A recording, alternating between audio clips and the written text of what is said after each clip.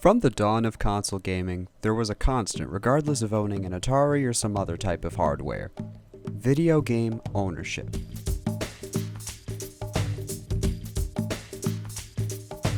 You paid $30 to $40 in 1977, which, adjusted for inflation, is holy shit. However, this was for a ROM cartridge that you owned: NES, Super Nintendo, Genesis, etc. Regardless of innovation or shape or size, you would have a product that, so long as it functioned, was yours and yours to do whatever you wish with. When you play Super Mario Kart on the Super Nintendo, it is a very delicate experience. You place the cartridge into the system, and without any external communication, the system is able to play the game in full. Now, if you buy Black Ops 4 and bring it to your Xbox One that isn't connected to the internet, you're doing jack shit. And that's because that disc isn't necessarily a game, and it doesn't really have much of the game actually on it. Rather, it is just a license to download it from the servers. See, I remember a time when games were expected to be on the disc. When I bought Mario Golf Toadstool Tour, I didn't have to wait 9 months for all the courses and full character roster to be added. Everything was there, right out of the box. No day one patch or some extra content update. The idea of downloadable content was foreign, unbelievable, unfathomable back in the day. But Xbox decided to release Xbox Live Arcade in 2004. It was only for the original Xbox, and it allowed users who purchased it to download arcade games to their system by purchasing each game. This would plant the seeds for the 360's marketplace. This was where a full-on storefront was built directly into the system, officially cementing the standard for online purchases on consoles, since Sony and Nintendo a year later would incorporate their storefronts into the Wii and PS3 respectively. And with more people getting internet, it was doomed to blow up. But this idea was not new. And for that, we must go to the 80s. What are you doing? I'm playing Rock and Chase, a video game cartridge you have to buy separately to play on the Intellivision video game system. The Intellivision, a cartridge-based system released in 1979, would be the first console to adopt downloadable content in the form of the Play Cable. For $12 a month, users could rent a special adapter that plugged into their console, which, through cable, allowed users to download select titles which were stored into the adapter and could be replaced with others.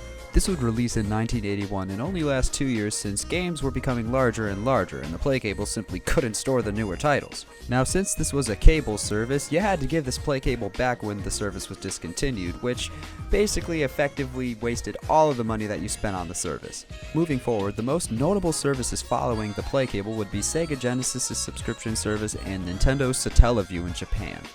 Got a Sega Genesis? Cool. You want to rule your friends for the rest of their pathetic little lives? Then call now to get Sega. Now, the Sega channel was $25 to set up and $15 monthly allegedly. Steep pricing, yes, but it did allow users to download and play many popular titles, including Sonic and the like. This service used cable, much like the Play Cable. However, it did eventually go defunct in 1998 after 4 years of operation. Now, Nintendo's Satellaview was released in 1995 and ended in 2000. It was released for the Super Famicom and is around $200 and required a subscription. It was an expansion that connected to the bottom of the Famicom and allowed users to download games, magazines, and other through broadcasts that changed frequently. Many popular games such as Harvest Moon would be downloadable on top of special ones, which a lot of them were lost for a while and still are. Right off the bat, we see that these games were not forever, and were only available so long as the runners of the service allowed.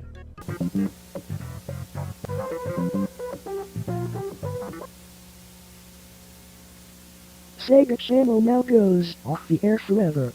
And since many of these services went defunct decades ago, some games were lost to time. Thus, all the money spent on the services should have just went to purchasing the actual game carts. The N64DD, GameCube, PS2 all had internet functionality through adapters, but the Dreamcast and original Xbox had it built in. Halo Combat Evolved was a revolutionary game for its gameplay, but Xbox Live was a whole different beast entirely.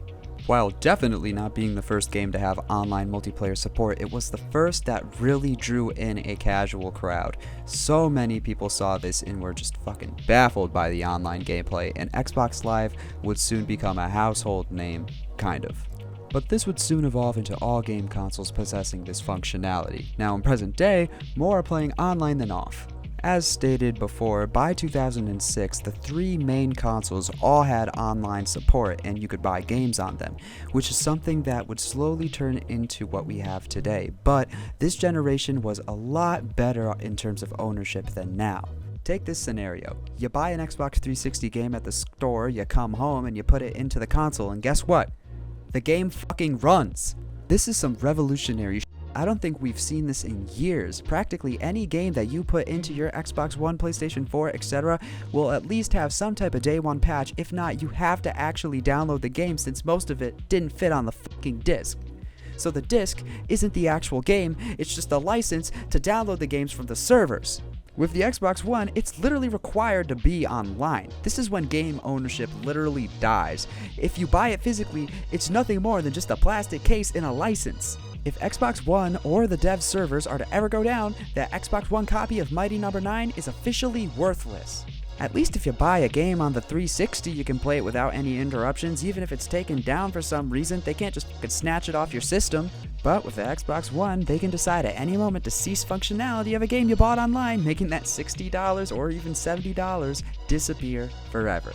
PS4 has many games that are playable from the disc without internet, but not all, and with the PS5, it's safe to say that that list is getting less and less as more time goes on because file sizes are just getting way too large. Disregarding patches and shit, online services are needed to simply let the game run on day one nowadays. And it's bullshit. At least most first-party Nintendo releases are there on the cart with no internet needed, while yes, most Switch games get additional content, thus making the carts not have all the content. Fuck you, Mario Golf! At least the games are preserved in some way and you still own what's on that cart. But saying that you own a game nowadays is almost always untrue. Downloading a game to your 3DS, Wii, or Wii U, oh yeah, you own that shit forever, no one's taking that away from you. This is why everyone loved Virtual Console, because you technically still own it since it isn't a license to play a game, it's a ROM that is officially downloaded to your console, not tied to any account or anything, it's just tied to your console as a file. Hell, an update for Skyward Sword on the Wii required an entire channel to get done. Even on the Wii U, games were basically preserved on the discs. This was one of the last eras in gaming where you actually had rights to this content. You owned it. There was nothing they could do to take it away from you. But nowadays, almost everything is basically a license to play it, a license to download it.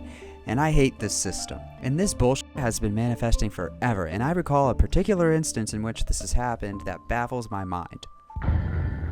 I want to take a pic with Cardi B. Angry Birds would officially release to the App Store on December 11th, 2009, and quickly sold millions upon millions of copies and amassed an insane franchise. Now, regardless of how the series was completely oversaturated, the original game is a gem, and one would think that the millions, 50 million, 100 million plus, who have purchased the game for 99 cents would have ownership of this game forever. Well, no. You see, somewhere around 2020, the game would be mysteriously unsupported, and many would complain about this, until it reappeared as Angry Birds Classic. But the simple fact that a developer can simply remove their game that has sold millions and people could just lose access instantly, that sucks, but it's in the agreement. But no, the kicker is that they took the game down a second time this February because it was interfering with Angry Birds 2 sales, because no one cares about your new releases.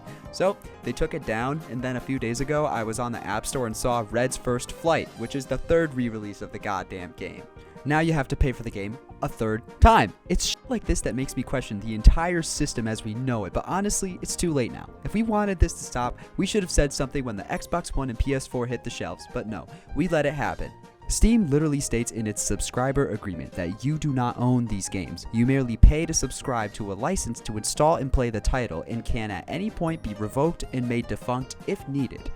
Now, a game like Poker Night at the Inventory, for example, this was a Telltale game, and when they went out of business, it got taken off of the Steam store page. However, any existing CD keys on top of people who already bought the game could still reinstall it because it was in Steam servers. Now this, I agree with this. This is nice, but if Steam was to ever go down, all that shit is to go down with it. And sadly, to this day, we are just seeing more and more signs of a digital future. Less and less people are buying physical games, and physical games provide less of a reason to even be purchased because game file sizes, like I said before, are so high that the disc is really just a fucking, it's just a license at this point. It's nothing. Now, my last point in all of this stupid is the live service games. You are Fortnite, Warframe, Destiny 2, TF2, Overwatch, Apex, Sea of Thieves, Dota 2, Rainbow Six Siege. The point is, most of these games have little to almost no offline content available. These games are entirely based around being online, and once the services are down, they're gone for good. Live service games that are free to play are very fragile, considering that they completely rely on extra content that, is not necessarily needed to just play the normal game, for the most part. R6, Brawlhalla, they have certain characters that aren't unlocked right away that you have to unlock yourself, and, some people might not like that. So with the mountains of money that is circling around all of these live service games, eventually the servers are going to end and the service is going to end as well. Thus, all the money that people have spent will be for nothing. And honestly, this is one of the reasons why preservation is important and offline content is important, because once these games server go down, they're gone forever. So obviously, just be careful when playing these live service games, because your money could really just go to waste in the long run. Also, live streaming video games. Even though many streaming consoles have died, video game streaming is something that is becoming much more common, especially on the PC and Xbox and, other systems, with PlayStation having streamable games as well. It's getting to the point where you don't even need to own the game physically or even download it at this point, so it's really the death of ownership now.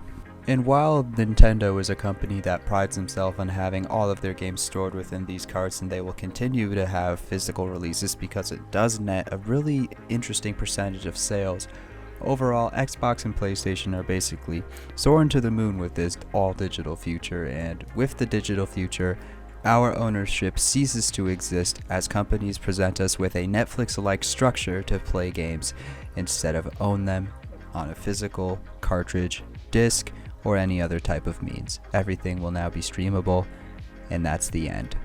Now, all I gotta really say about this is, if you like a game, make sure you have it downloaded. If there's any physical release of it at all, try to nab it down if it's something that you really love, because at some point, all this is gonna go down. Whether it be a year from now or 100 years from now, eventually, this online landscape is not gonna be the same. If there's anything that can be done, all I have to say is, Nintendo, offer me your virtual consoles individually so I can choose what I want to pay for instead of paying for all of them. Xbox and Sony, if you are going to have physical releases, at least have them fit on some type of conventional physical means so that I can play them when your servers are down. And last but not least, we need to take online games back. If you buy a game online, it shouldn't be tied to anything else other than you, and you should physically own it without anyone being able to take it away. And that's final. Or just fucking pirate it.